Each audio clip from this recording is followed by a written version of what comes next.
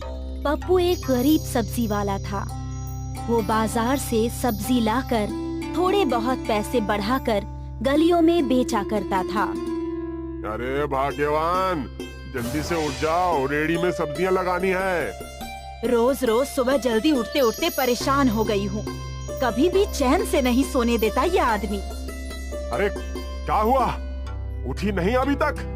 आ रही हूँ, रुको तो जरा। सुबह सुबह चिल्लाना शुरू कर देते हो बस।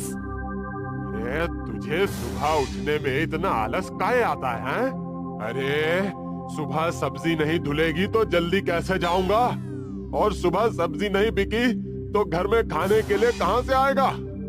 तुझे पता है ना मुझे कितनी दूर सब्जी बेचने जाना पड़ता है। हाँ हाँ पता है, लाओ सब्जी कहाँ है? सुनीता को सुबह सुबह उठना बहुत बुरा लगता था। असल में वो कामचोर थी।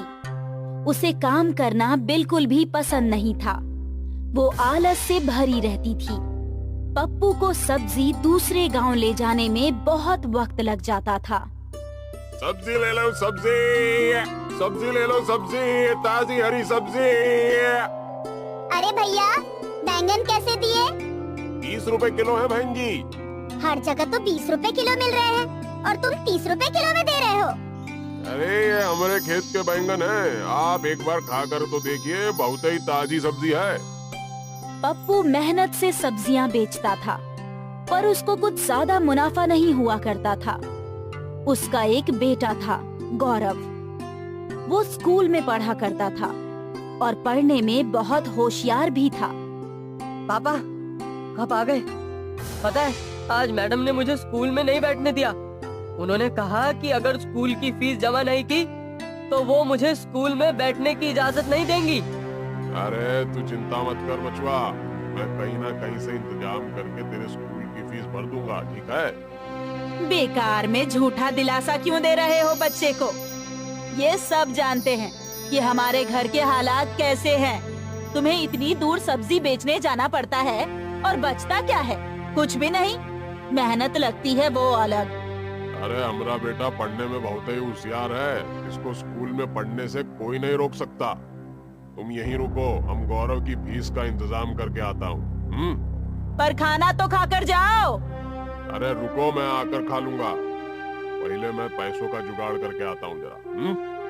पप्पू घर से उदास होकर निकल जाता है, परंतु उसको पता नहीं होता कि वो पैसों का जुगाड़ करेगा भी तो कैसे करेगा। वो सोचता हुआ जा ही रहा था, तभी एक बाइक सवार उसको टक्कर मारकर चला जाता है। सुनीता और गौरव हॉस्पिटल पहुंचते हैं, जहां पर पप्पू बेड पर लेटा हुआ होता है। उसको बहुत चोटें आई थी, जिन्हें देखकर गौरव रोने लगता है। अरे अरे अरे नहीं मेरे बेटे, रो मत, मैं जल्दी ठीक हो जाऊंगा, चिंता मत कर। आपको बहुत चोट लगी है, अभी तो आपको ठीक होने में वक्त लगेगा। हाँ बस यही चिंता है, अभी तो मैं सही से उठ भी नहीं सकता, तो मेरी सब्जियां कौन बेचेगा? घर की जमा पूंजी पप्पू के इलाज में लग जाती है।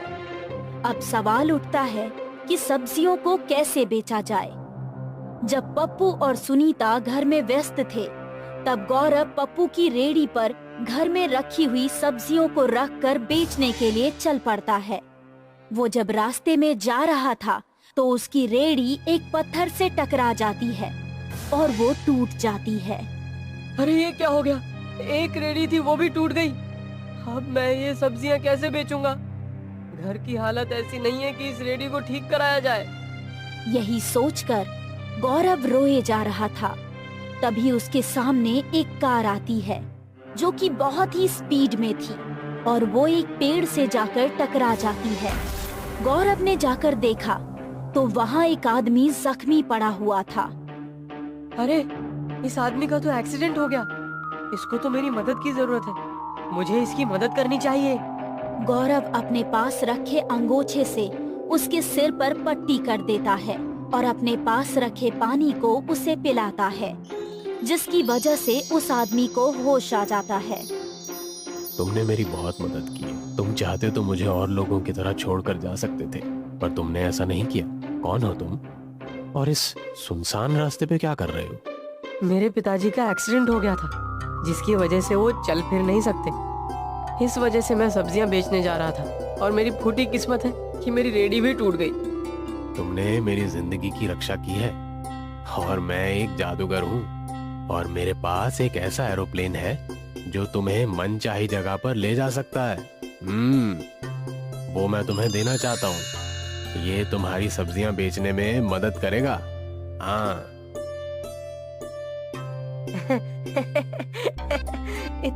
इतना छोटा सा एरोप्लेन भला मेरी क्या मदद करेगा?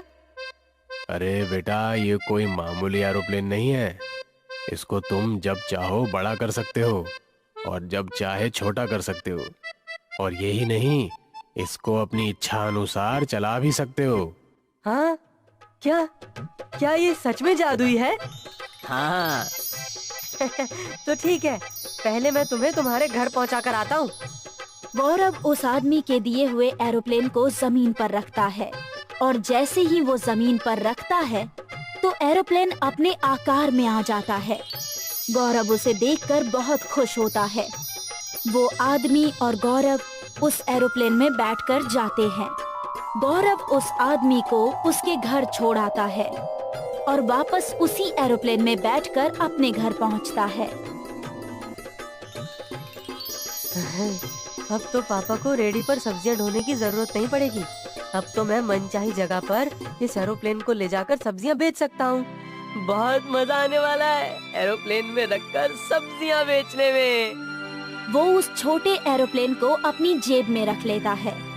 धीरे धीरे वो सब्जियां बढ़ाता है और सारी सब्जियों को एरोप्लेन में रखकर दूसरे शहर में बेचने जाता है, जिसकी वजह से उसका बहुत सारा समय बच जाता है। इस जादुई एरोप्लेन की वजह से मुझे सब्जियों में बहुत मुनाफा हो रहा है और समय भी बहुत कम लग रहा है। अब तो मैं अपने स्कूल की फीस भी भर सकता हूँ और बापू का इलाज भी करा सकता हूँ। एक दिन पप्पू को डॉक्टर के यहाँ पर जाना था, पर उसको ये चिंता खाए जा रही थी कि वो अस्पताल जाएगा तो कैसे जाएगा, क्योंकि कोई साधन उसके पास नहीं था। पप्पू इसी चिंता में बैठा था, तभी गौरव उसे बाहर लेकर आ जाता है। अरे बचवा, तुम मुझे यहाँ क्यों लेकर आ गए? मुझे तो डॉक्टर के पास जाना है ना। मैं आपको एरोप्लेन में डॉक्टर के पास लेकर जाऊंगा। अरे यहाँ साइकिल नहीं है बचवा, तू एरोप्लेन की बात कर रहा है। आप देखते जाइए। गौरव अपनी जेब से एरोप्लेन निकालता है और उसे जमीन पर रखता है तो एरोप्लेन बड़ा हो जाता है। ये देखकर पप्पू और सुनीता आश्चर्यचकित रह जाते हैं। तब गौरव उन्हें जादुई एरोप्लेन के बारे में सारी बातें बताता है। अरे ये तो सच में जादुई हवाई जहाज है।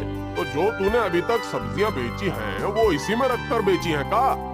हाँ पापा, इससे मेरा समय भी बच जाता है और मेहनत भी, जिसकी वजह से मैं अपनी पढ़ाई पर भी ध्यान दे पा रहा था और आपके खर्चे में भी हाथ बटा रहा था। ये जादुई एरोप्लेन मेरा बहुत साथ देता है। पप्पू जादुई एरोप्लेन को देखकर बहुत खुश होता है। अब वो भी उस जादुई एरोप्लेन की सहायता से सब्जियां दूसरे शहर में जाकर बेचने लगता है, जिससे उसको बहुत सारा मुनाफा होता है और वो बहुत अमीर हो जाता है।